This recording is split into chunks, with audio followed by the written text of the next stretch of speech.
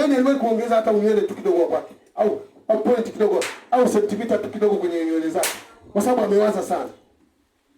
Haya mambo Mungu yako kwenye package. Kuna watu fulani shawaambia mahali fulani, kaambia hivi, haya mambo haya yote haya ambayo tunayohitaji yako kwenye package moja. Yaani ni kama ukienda kununua kitu dukani, kwa mfano unapewa pikipiki, unapewa hiyo pikipiki na spana zake, unapewa sina vitu gani, yaani unapewa ile package, si ndio?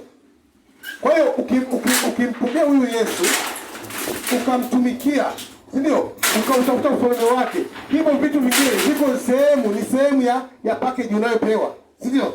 Unapewa, yaani unasema kwamba unauziwa hichi kitu, haya na vitu vyake vyote unavipewa. Kwa hiyo mahitaji yako pale. Mungu anasema kwamba anayajua hayo, lakini anachotaka ni wewe umtafute kwanza.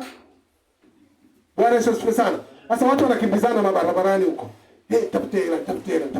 Lakini nataka nikwambie ndugu yangu. Sasa angalia mfano tuliopewa leo asubuhi, kwamba huyu baba alikuwa ni bwana mifugo. Huyu baba alikuwa na malengo makubwa. Huyu baba alikuwa na familia ya watoto 5. Huyu baba alikuwa na lakini ghafla bila kujua mauti akamkuta. Sasa hatujui mahusiano yake na nani?